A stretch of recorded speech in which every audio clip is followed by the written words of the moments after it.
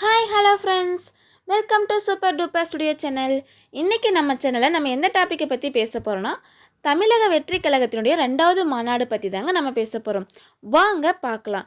அதுக்கு முன்னாடி உங்ககிட்ட ஒரே ஒரு ரெக்வெஸ்ட் என்ன அப்படின்னா, உங்களில் எத்தனை பேருக்கு ஆக்டர் விஜய் அவர்களை பிடிக்கும், நீங்களில் எத்தனை பேர் விஜய் ஃபேன்ஸ் அப்படின்னு சொல்லி கீழே கமெண்ட் பண்ணுங்கள். சரி வாங்க போய் பார்க்கலாம். தமிழக வெற்றி கழகத்தினுடைய 2வது மாநாடு அப்படிங்கிறது 21ஆம் தேதி நடக்க போகுதுங்க. இது எங்கே நடக்குதுன்னு பார்த்தீங்கன்னா, மதுரை டு தூத்துக்குடி போகக்கூடிய அந்த தேசிய நெடுஞ்சாலை இருக்கு இல்லைங்களா, அதில் பாராபத்தின்னு சொல்லக்கூடிய ஒரு கிராமத்தில் 500 ஏக்கர் பரப்பளவில் தாங்க இந்த மாடு மிக பிரம்மாண்டமாக நடக்க போகுதுன்னு சொல்லியிருக்காங்க. இந்த மாநாடு இன்னும் ஒரு வாரம் தான் இருக்குது இல்லைங்களா, அதனால் இறுதிக்கட்ட வேலைகள்லாம் ரொம்ப தீவிரமாக நடந்துட்டுருக்கு அப்படின்னு சொல்லியிருக்காங்க. குறிப்பாக விஜய் அவர்கள் வந்து அந்த ரேம்ப் வாக் வருவாங்க இல்லையா, அப்படி செல்லக்கூடிய அந்த பகுதியில் நடக்கக்கூடிய வேலைகள் எல்லாமே ஆல்மோஸ்ட் முடிஞ்சிருச்சு அப்படின்னு சொல்லியிருக்காங்க. இந்த ரேம்ப் வாக் வந்து எப்படி அமைச்சிருக்காங்க அப்படின்னு சொல்லி பார்த்தீங்கன்னா, 200 அடி தூரத்துக்கு வந்து இந்த ரேம்ப் வாக் அமைச்சிருக்காங்க. இந்த ரேம்ப் வாக் இருக்குது இல்லைங்களா, அந்த இடத்துல இருந்து 10 அடி தூரம் கேப்பை விட்டு தான் ஆடியன்ஸ் எல்லாம் உட்கார்ற மாதிரி வந்து அந்த தடுப்புச்சுவர் வந்து அமைச்சிருக்காங்க. இரும்பாலான தடுப்புச்சுவர் வந்து அமைச்சிருக்காங்க. ஏன் வந்து இவ்வளோ கேப் அப்படின்னு சொல்லி பார்த்தீங்கன்னா, ரசிகர்கள்லாம் நிறைய பேர் இருப்பாங்க இல்லையா, அப்போது விஜய் அவர்கள் வந்து அந்த ரேம்ப் வாக் வரும்போது நிறைய பேர் என்ன செஞ்சுருவாங்கன்னா, மேலே ஏறி போய் ஹேண்ட்ஷேக் கொடுக்கறது, செல்ஃபி எடுக்கிறது, இந்த மாதிரி விஷயங்கள்லாம் நிறைய நடக்கும்.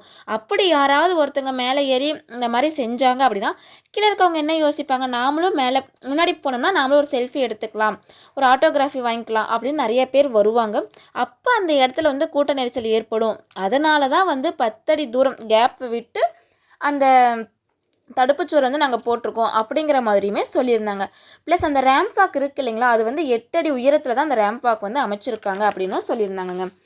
அப்புறம் ரசிகர்கள் தொண்டர்கள்லாம் வந்து இருக்கிறாங்களே ஒரு குறிப்பிட்ட இடத்துல அங்கங்கே வந்து தண்ணீர் பைப்பு வந்து அமைச்சிருக்காங்க. ஏன்னா போன முறை வந்து தண்ணிக்கு ரொம்ப கஷ்டப்பட்ட மாதிரி சொல்லியிருந்தாங்க. அதனால் இந்த முறை தண்ணி பைப்பு வந்து அமைச்சிருக்காங்க. கூடவே 1000 லிட்டர் இருக்கக்கூடிய தண்ணி டேங்க்குமே அமைச்சிருக்காங்க.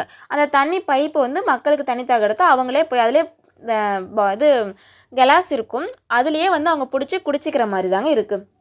இந்த ஆல்மோஸ்ட் வந்து இந்த தண்ணி பைப்லைன்லாம் இருக்குது இல்லைங்களா, அது வந்து 20 நாள் அந்த வேலை நடந்துகிட்டு இருந்தது. இப்போ அந்த வேலை எல்லாமே முடிஞ்சிருச்சுங்கிற மாதிரி சொல்லியிருக்காங்க.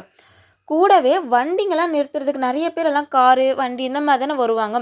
அப்படி அந்த வண்டிங்கள்லாம் பாதுகாப்பாக நிறுத்துறதுக்குமே வந்து பார்க்கிங் இதுவுமே வந்து அந்த இடத்துல நிறையா இடம் வந்து கொடுத்துருக்காங்க அப்படிங்கிற மாதிரியுமே சொல்லியிருக்காங்கங்க. இந்த மாநாட்டுக்கு இன்னும் ஒரு வாரம் தாங்க இருக்குது. நம்ம வெயிட் பண்ணி பார்ப்போம் இந்த மாநாடு எந்த அளவுக்கு சூப்பராக நடந்திருக்கு அப்படிங்கிறத. ஓகே ஃப்ரெண்ட்ஸ், இந்த வீடியோ உங்களுக்கு பிடிச்சிருந்துச்சு அப்படின்னா நம்ம சேனலை சப்ஸ்கிரைப் பண்ணிவிட்டு உங்களோட ஃபீட்பேக்கை கீழே கமெண்ட் பண்ணுங்கள். அப்படியே ஒரு லைக்கும் போடுங்க ஃப்ரெண்ட்ஸ். தேங்க்யூ.